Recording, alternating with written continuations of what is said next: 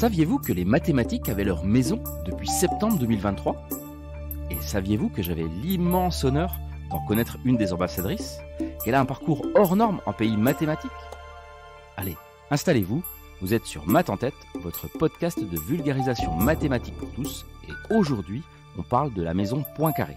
Et pour la présenter, j'ai le grand plaisir d'accueillir Nathalie Haï, chercheuse en maths, maîtresse de conférences à Sorbonne Université et créatrice du podcast mathématique Tête à tête chercheuse. Bonjour Nathalie, quel honneur, mais quel honneur et quel bonheur de te recevoir sur Math en tête. Bonjour Alexandre, tout l'honneur est pour moi, je suis très heureuse de figurer dans ce podcast que j'apprécie beaucoup, donc merci pour l'invitation. Oh merci, c'est gentil.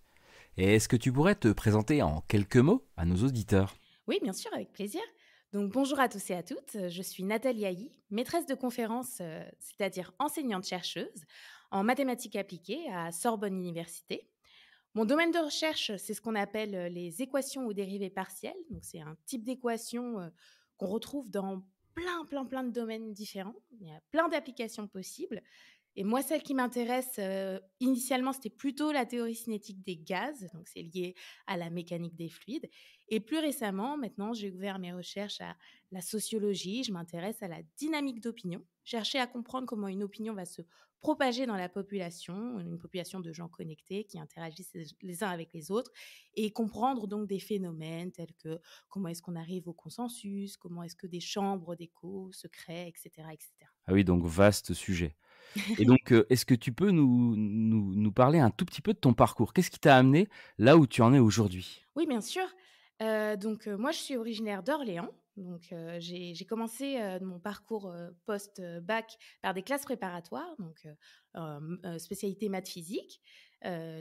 J'avais plutôt envie de faire des maths. Donc, j'ai eu la chance de pouvoir intégrer l'ENS de Lyon sur dossier. J'y suis restée 1 an, partagée entre la fac et l'ENS.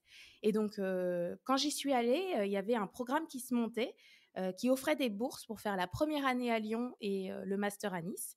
Donc, c'est comme ça que je me suis retrouvée ensuite à Nice. Très, très jolie ville où j'ai passé 6 ans. Donc, j'ai fait mon M1. Ensuite, j'ai passé l'agrégation, concours que tu connais très bien, je pense. Oui. Ensuite, j'ai fait mon M de recherche parce que j'avais envie de continuer pour faire une thèse. J'ai fait mes 3 années de thèse. Et donc, après avoir fait tout ça, j'ai décidé que j'avais envie de rester dans le domaine académique et d'essayer de devenir chercheuse. Donc, j'ai cherché des postes. Donc, j'ai d'abord eu un poste qu'on appelle un poste temporaire, un post-doctorat de 1 an à Rennes. Et ensuite, j'ai passé les concours de recrutement pour obtenir des postes permanents. Et donc, j'ai eu la chance de pouvoir être recrutée par Sorbonne Université, où je suis donc depuis 2017, maîtresse de conférence dans le laboratoire Jacques Lelions. Bon, bah super. Et donc, nous deux, on a eu un peu l'occasion d'échanger parce qu'on explore également un peu le même univers, l'univers du podcast mathématique. Tu peux nous en dire un petit peu plus et nous présenter ce que tu fais sur ton podcast, Tête à tête chercheuse ? Oui, avec plaisir. Donc dans Tête à tête chercheuse, je reçois donc des collègues, chercheurs, chercheuses en mathématiques. L'idée, c'est qu'ensemble, on revient sur leur parcours. Donc on part du lycée jusqu'à leur poste actuel.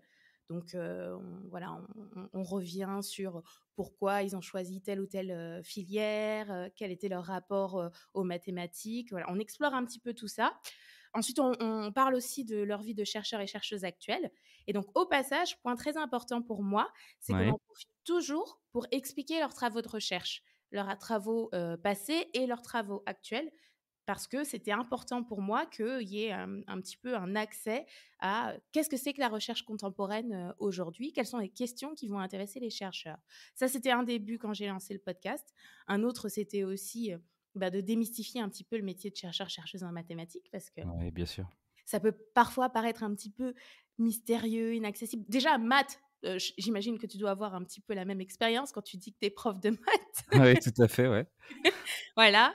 Et donc, en plus, donc déjà, il y a ça, la matière en elle-même, et puis aussi chercheur, chercheuse, et les gens se demandent: «Mais il y a encore des trucs à trouver en maths, qu'est-ce que vous faites?» Oui. Donc voilà, c'était un peu tout ça. Et puis, dernier point aussi très important, c'était d'offrir des profils divers de mathématiciens Ouais. et mathématiciennes. J'essaye d'avoir un large spectre, c'est-à-dire un large spectre de parcours, d'origine sociale. Je fais attention aux questions de genre, de parité, Mmh. et cetera, et cetera.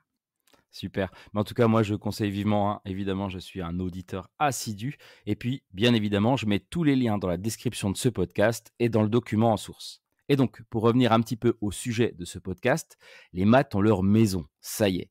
Et toi, tu es une des 14 ambassadrices de ce musée, avec entre autres Cédric Villani et puis Hugo Duminil-Copin, notre médaille Fields 2022. Exactement, donc oui, j'ai été très honorée quand on m'a demandé, de figurer aux côtés de ces 13 personnes qui ont été choisies, hein, parce que soit elles avaient donc un fort engagement pour, la transmission des maths vers la société, soit qu'elles ont directement contribué au musée, à penser le musée ou à, certains des dispositifs du musée.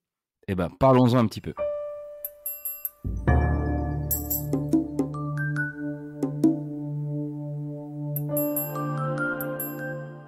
Les maths ont leur maison en France. Mais il est où ce musée et qu'est-ce qu'on y trouve, Nathalie? Alors, ce musée, il est en plein cœur de Paris, donc dans le 5e arrondissement, et il se trouve en face de ce qu'on appelle l'Institut Henri Poincaré. Et la maison Poincaré, où elle est exactement, elle est dans ce qu'on appelle le bâtiment Perrin, qui est l'ancien laboratoire donc de chimie physique de Jean Perrin, qui a été prix Nobel en 1926 et qui était, on lui doit notamment le CNRS, le Palais de la Découverte, donc c'était vraiment quelqu'un d'important. Et donc, la maison Poincaré est dans son ancien laboratoire. Et qu'est-ce que vous pouvez y trouver? Vous pouvez y trouver une expo permanente et des expositions temporaires. Donc, en ce moment, par exemple, l'exposition temporaire, c'est Entrer dans le monde de l'IA.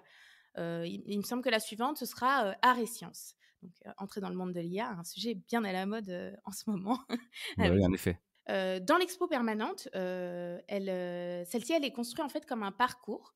Donc vous vous déplacez à travers différents espaces qui sont organisés autour, de 7 verbes. Donc par exemple, dans l'espace connecté, vous allez pouvoir voir la diversité des maths, les liens entre les différents domaines des maths. Vous avez par exemple une superbe carte qui ressemble à une carte de métro et qui connecte, tous les différents domaines. Dans l'espace modélisé, vous allez voir les liens entre les maths, les autres sciences, et cetera, et cetera. Et donc un des points forts de ce musée, juste pour finir, pour te dire un petit peu ce qu'il y a dedans, Oui. c'est sa grande interactivité. C'est-à-dire que quand vous y allez, vous n'allez pas juste, être, spectateur, spectatrice, vous regardez et puis vous repartez. Non, non, vous vraiment, vous êtes en action. Vous êtes acteur, actrice de votre visite. C'est-à-dire vous allez pouvoir manipuler des objets, jouer avec des dispositifs interactifs, vous allez échanger avec des gens, des médiateurs, des médiatrices, des chercheurs, des chercheuses, parce que les spécialistes et les non spécialistes vont pouvoir se croiser. Donc c'est vraiment une expérience que vous allez pouvoir vivre et surtout partager. Bon, bah génial. Et est-ce que par hasard, c'est une spécificité française, ce musée des maths? Ah non, pas du tout, il y en a pas mal à travers le monde. Alors l'un de ceux auxquels je pense spontanément, c'est le MoMAT, à New York, par D'accord. exemple. Je crois que j'ai entendu parler d'un autre, il y en a peut-être même plusieurs en Italie, mais il y en a un, je crois, qui s'appelle le jardin d'Archimède. Et en France, il y a aussi d'autres lieux, qu'on n'appelle pas musées, mais qui sont, des centres de médiation. Je pense Bien notamment sûr. à la MMI, la Maison des mathématiques et de l'informatique à Lyon. D'accord, super. Et pour, situer un petit peu encore tout ça, des maths OK, mais pour quel niveau? Est-ce que la maison Poincaré, elle est dédiée à un public particulier? Ah, c'est une très bonne question. Donc justement, c'est là tout l'esprit de ce musée, c'est que j'aime bien cette formule, c'est que c'est un lieu qui a été pensé pour rendre les mathématiques accessibles à tous et à toutes. Donc, point très important sur lequel j'insiste beaucoup, on n'a absolument pas besoin d'être spécialiste pour pouvoir apprécier la visite de la Maison Poincaré. Et pour les jeunes, est-ce qu'il y a un public, scolaire, visé particulièrement? Oui, absolument. Donc on peut pleinement profiter de la visite à partir de la quatrième. Et donc d'ailleurs, comme tu dis, il y a un public scolaire visé. C'est-à-dire qu'il est prévu que la Maison Poincaré accueille régulièrement des scolaires et donc à partir de ce niveau. Et puis moi j'ai vu un truc en fait, une de tes collègues mathématiciennes ambassadrices, Clotilde Farmanian, Camerer, j'espère que j'écorche pas son nom de famille, j'ai entendu qu'elle avait dit à propos de ce musée: À la Maison Poincaré, on voit des mathématiques de toutes sortes, des mathématiques savantes, des mathématiques utiles, des mathématiques amusantes et même des mathématiques relaxantes. Il y a quoi au programme de cette mystérieuse Maison Poincaré? C'est bien vendu, hein? Ouais, c'est pas mal. Oui, bah, oui, tout à fait. Donc, bah, comme je disais, il y a vraiment plein de choses différentes. Donc, il y a des objets à voir. Par exemple, vous avez, la superbe collection d'objets mathématiques de l'IHP qui font les liens entre maths et art. Vous avez des objets à toucher. On va pouvoir s'amuser à reconstruire un ballon de foot avec différentes formes géométriques. Vous avez des jeux, par exemple, il y a un jeu où vous devez vous amuser à rentrer les moutons de façon efficace grâce à des chiens de berger. C'est pour expliquer, Oui, bien l'application sûr. des maths à la compréhension des mouvements de foule.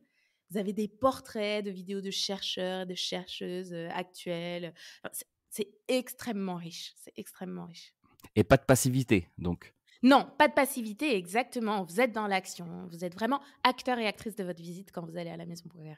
Et donc, comme tu l'as rappelé, en fait, 14 ambassadeurs qui ont contribué directement à la création de ce formidable projet pédagogique, hein, ou alors qui ont un engagement particulier dans la transmission des maths vers la société, comme toi, et 7 femmes et 7 hommes. Parce que les mathématiques prônent l'égalité des sexes, un sujet qui me tient particulièrement à cœur, et à toi aussi, je le sais, hein. Absolument.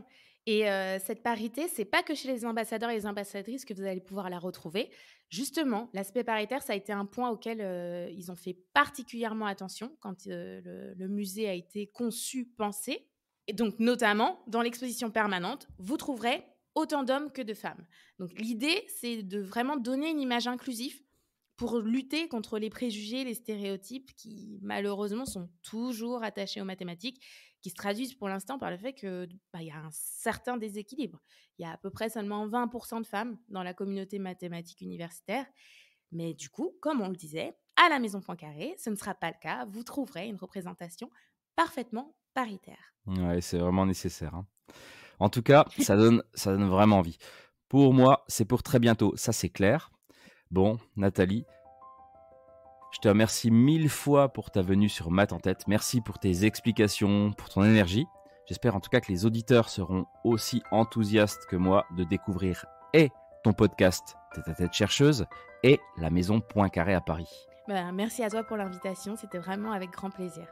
Et vive la vulgarisation mathématique parce que les maths, C'est pour tout le monde. exactement, c'est pour tout le monde.